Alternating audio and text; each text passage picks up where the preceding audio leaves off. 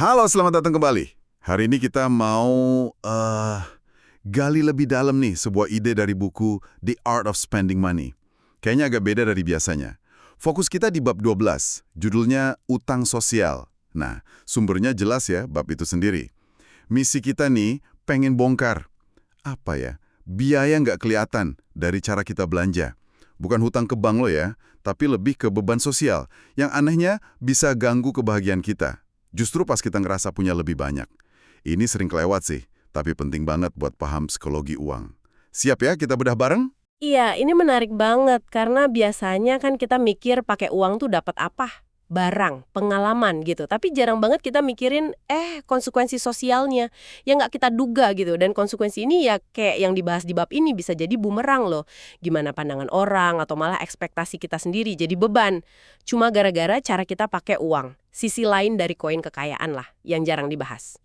Nah, biar kebayang banget nih seberapa kuatnya utang sosial ini, buku ini ngasih contoh cerita yang, wah, dramatis banget, kayak film. Ceritanya Frank Lucas. Dia ini gembong narkoba tahun 70-an. Awalnya nih, si Lucas ini pinter. Dia sadar bisnis ilegal, ya mending diam-diam aja. Jangan narik perhatian. Jadi hidupnya biasa aja, padahal duitnya banyak banget. Justru itu kuncinya dia bisa bertahan lama kan, kesederhanaan itu. Tapi yang gitu ada momennya dia mulai, gimana ya, terusik gitu. Lihat pengedar lain yang duitnya jauh di bawah dia tapi gayanya selangit. Kayak ada gengsi yang keganggu gitu loh. Puncaknya itu pas momen legendaris. Pertandingan tinju Ali lawan Fraser, tahun 71. Lucas kayaknya mikir, udah cukup main aman, sekarang waktunya pamer. Dan dia nggak nanggung-nanggung loh. Muncul pakai mantel bulu cincila, harganya $100.000, plus topi asenada. Kalau dihitung sekarang itu hampir $1 juta. Gila kan? Dia duduk paling depan, semua mata ke dia. Iya, dan tujuan pamernya itu langsung tercapai saat itu juga. Bener-bener jadi pusat perhatian. Orang pada minta foto, media ngeliput, jadi omongan semua orang. Tapi, ada mata lain yang ngelihatin dia juga. Ngelihatin dengan sangat teliti. NYPD, Kepolisian New York. Justru aksi pamer itu yang bikin polisi curiga, ini orang duitnya dari mana sih? Ironis banget ya. Di memoarnya aja Lucas bilang, aku datang ke pertandingan itu nggak dikenal siapa-siapa. Pulang dari situ, aku jadi orang yang ditandai. Gara-gara pamer semalam itu, akhirnya diselidiki. Ujung-ujungnya dia dipenjara 70 tahun. Ini emang contoh ekstrim sih jelas. Tapi kelihatan banget gimana utang sosial, beban dari cara kita belanja buat pamer, bisa punya akibat yang nyata dan fatal. Oke, coba kita tarik intinya ya. Apa sih utang sosial ini kalau menurut definisi di teks? Ini tuh konsekuensi sosial yang nggak kita inginkan, yang muncul gara-gara cara kita membelanjakan uang. Bentuknya bisa macam-macam, misalnya orang lain jadi iri, atau kita jadi ngerasa lebih hebat dari teman lama, atau, nah ini, muncul ekspektasi yang lebih tinggi, baik dari diri kita sendiri atau dari orang lain, soal gaya hidup kita ke depan gitu. Yang penting di garis bawah ini utang tersembunyi. Beda sama utang bank yang jelas angkanya ya kan. Utang sosial ini lebih abstrak, tapi bebannya tuh bisa kerasa banget. Nggak ada di laporan keuangan, tapi kerasa di pergaulan atau malah di pikiran kita sendiri. Persis. Bebannya ini tuh bisa kayak kehilangan privasi, orang jadi kepo sama urusan kita.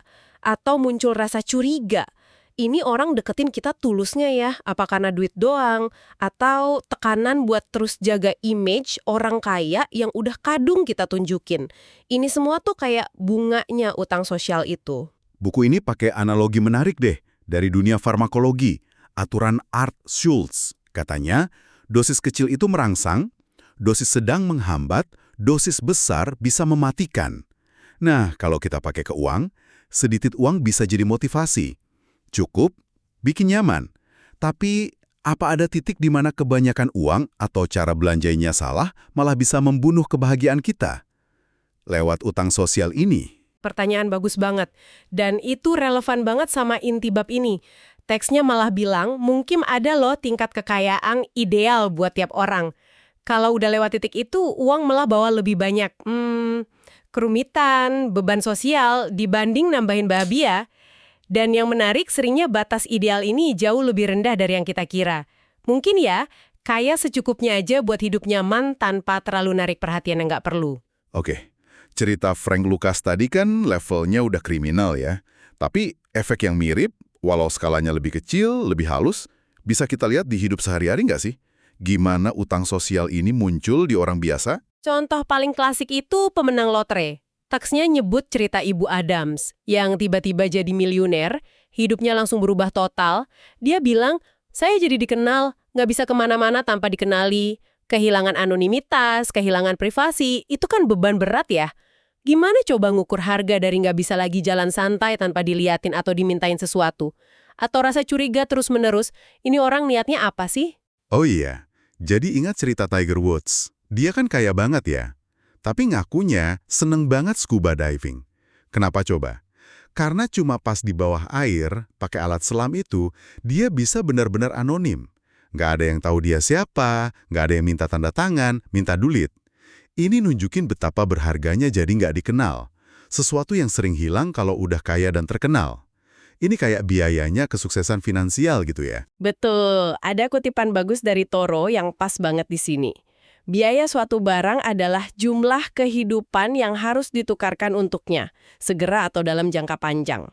Nah, kehidupan di sini bisa waktu, energi, ketenangan pikiran, privasi, hal-hal yang seringnya lebih mahal dari label harganya. Utang sosial itu bagian dari kehidupan yang kita tukar itu. Ada juga sudut pandang lain yang menarik nih, dari pemain rookie NBA yang dikutip di buku. Kita sering mikir atlet bangkrut tuh gara-gara mobil mewah, perhiasan, ya kan? Tapi kata dia, seringnya pemicu utamanya itu tekanan sosial. Dia bilang, uangnya itu bukan cuma buat dia, tapi jadi uang ibu, uang ayah, uang nenek, uang sepupu, uang teman. Wah, tekanan buat nanggung ekspektasi finansial dari semua orang di sekitarnya itu jadi utang sosial yang berat banget. Apalagi kalau datangnya dari keluarga sederhana. Nah, itu kan tekanan dari luar. Tapi ada juga tekanan dari dalam diri kita sendiri loh. Bab ini ngejelasin gimana identitas kita bisa, terlanjur nyantol sama apa yang kita punya. Misalnya, Anda dikenal punya mobil harga 500 juta. Pas mau ganti mobil, ada tekanan dari dalam mungkin, dari luar juga, buat beli yang 600 juta atau lebih. Kalau beli yang lebih murah, rasanya kayak turun kelas. Ini bikin lingkaran setan buat terus naikin standar kepemilikan. Kayak kata buku ini, mahal banget loh buat jadi kaya. Bukan cuma soal duitnya, tapi psikologisnya juga. Dan tekanan dari dalam ini bisa juga muncul jadi ekspektasi pribadi yang makin tinggi. Ada analogi bagus soal gerbong kereta api yang sunyi. Orang milih gerbong itu karena pengen tenang. Tapi justru karena berharap banget sunyi, mereka jadi super sensitif sama suara sekecil apapun. Batuk dikit yang di gerbong biasa nggak masalah. Di gerbong sunyi bisa ganggu banget rasanya. Analogi itu pas banget. Punya mobil baru kinclong, tiba-tiba jadi cemas berlebihan soal lecet dikit, padahal di mobil lama mungkin cuek aja. Punya rumah lebih gede, lebih bagus. Ini bisa tanpa sadar bikin kita saingan sama tetangga. Atau malah jadi nggak puas, pengen rumah yang lebih gede lagi. Ekspektasi kita sendiri yang terus naik ini bentuk lain dari utang sosial yang kita bikin buat diri sendiri. Kita jadi lebih susah puas jadinya. Jadi kalau kita tarik ke akarnya nih ya, masalah intinya apa sih yang bikin uang bisa jadi sumber utang sosial ini? Kalau menurut teks ini ya, intinya itu karena fungsi uangnya geser. Dari yang seharusnya jadi alat buat bangun hidup yang lebih baik, buat bebas, buat bahagia secara personal, malah dijadiin tolok ukur status sosial. Kita mulai pakai uang buat banding-bandingin diri sama orang lain, buat pamer, buat cari pengakuan dari luar. Nah, pas di situ tuh kita masuk ke permainan perbandingan sosial yang nggak ada ujungnya. Dan akhirnya kita kalah. Kalah dalam arti kehilangan bahagia yang asli. Penulis Ken Nurburn yang dikutip di sini bilang harta benda itu bisa memaku mata kita ke bumi. Bikin kita lupa sama nilai-nilai yang lebih penting. Tapi apa berarti kita harus hidup super sederhana gitu biar bahagia? Buku ini ngasih contoh sebaliknya juga loh. Ada cerita keluarga anonim, kekayaannya ditaksir 8 miliar dolar. Gede banget kan?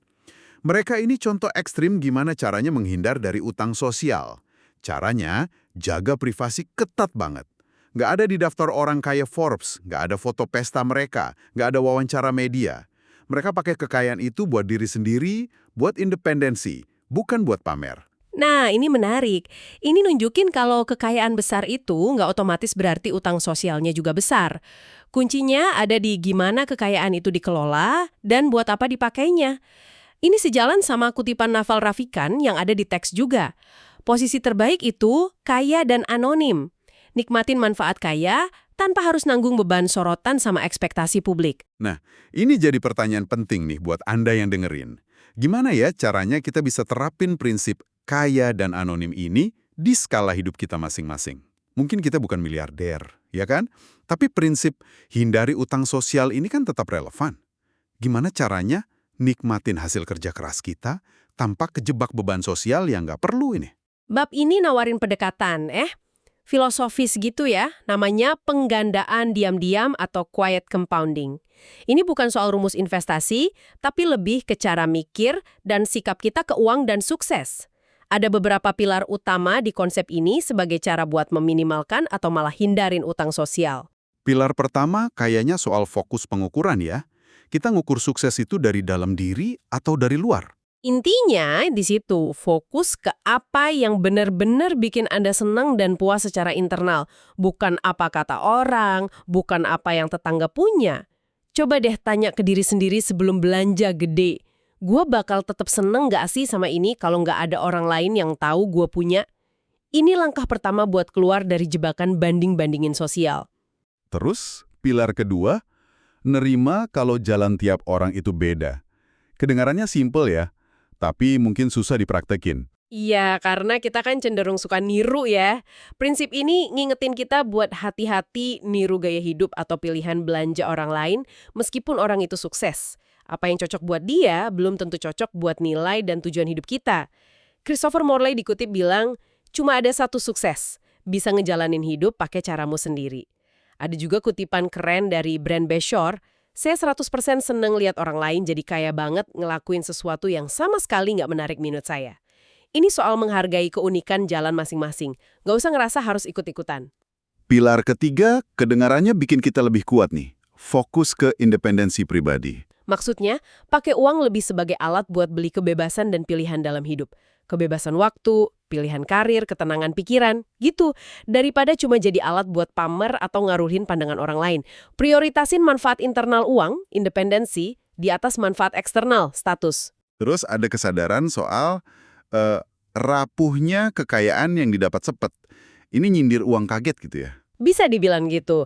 Uang yang datang tiba-tiba, entah warisan, bonus gede, atau hoki, itu cenderung lebih gampang hilang. Orang yang dapatnya dadakan mungkin belum punya mental atau kebiasaan buat ngelolanya dengan benar. Teksnya bandingin gaya belanja uang baru, new money, yang seringnya lebih mencolok, lebih keras gitu ya. Mungkin karena ada butuh buktiin status baru. Dibandingin sama uang lama, old money, yang cenderung lebih kalem, nggak pamer. Dan terakhir, pilar kelima yang mungkin rasanya agak aneh. Cara tercepat jadi kaya itu justru dengan melakukannya pelan-pelan. Ini nekenin pentingnya sabar, konsisten, dan ketahanan endurance dalam bangun kekayaan dan hidup yang baik. Hindari jalan pintas yang resikonya tinggi cuma karena pengen cepet nyamain orang lain. Jebakan perbandingan sosial itu sering bikin kita ambil keputusan finansial yang jelek demi ngejar sesuatu yang sebenarnya semu. Bangun pelan-pelan dan diam-diam itu justru lebih kuat. Jadi kalau kita balik ke pemisahan awal tadi, uang sebagai alat versus uang sebagai tolak ukur, filosofi pengandaan diam-diam ini jelas narahin kita buat pakai uang sebagai alat, buat bangun hidup yang lebih baik secara personal, dari dalam keluar gitu. Bukan sebagai tontonan buat orang lain. Mungkin kayak bangun hubungan ya, yang diobral di medsos seringnya rapuh, yang dijalanin tenang dan pribadi malah lebih kuat dan bikin bahagia. Analogi yang bagus tuh. Iya, penggandaan diam-diam ini intinya ya bangun kekayaan finansial sama kebahagiaan personal barengan. Tanpa perlu sorak-sorak atau pengakuan dari luar. Nemu kepuasan dalam prosesnya dan hasil internalnya itu sendiri. Oke, kayaknya kita udah cukup dalam nih bahas utang sosial dari buku The Art of Spending Money. Kita udah lihat gimana cara kita belanja itu bisa munculin biaya sosial tersembunyi. Yang amehnya malah bisa ngurangin bahagia. Bebannya macam-macam ya, bisa iri, tekanan ekspektasi dari diri sendiri dan orang lain, privasi hilang, atau ragu sama ketulusan hubungan. Dan ini bukan cuma masalah orang super kaya kayak Frank Lucas tadi loh ya, tapi relevan buat siapa aja yang hidup bermasyarakat. Kita juga udah lihat contoh-contohnya kan, dari tekanan ke atlet muda, sampai cemas punya barang baru, atau lingkaran setan kompetisi gaya hidup yang nggak ada habisnya. Akar masalahnya seringkali pas uang itu geser fungsi. Dari alat jadi ajang pamer atau tolok ukur sosial. Nah, sekarang pertanyaan buat direnungin nih buat Anda. Coba deh lihat lagi keputusan belanja Anda belakangan ini. Dorongan utamanya beneran buat fungsi, kebutuhan, atau senangnya Anda pribadi? Atau ada nggak sih, walau dikit, pengaruh dari potensi utang sosial ini?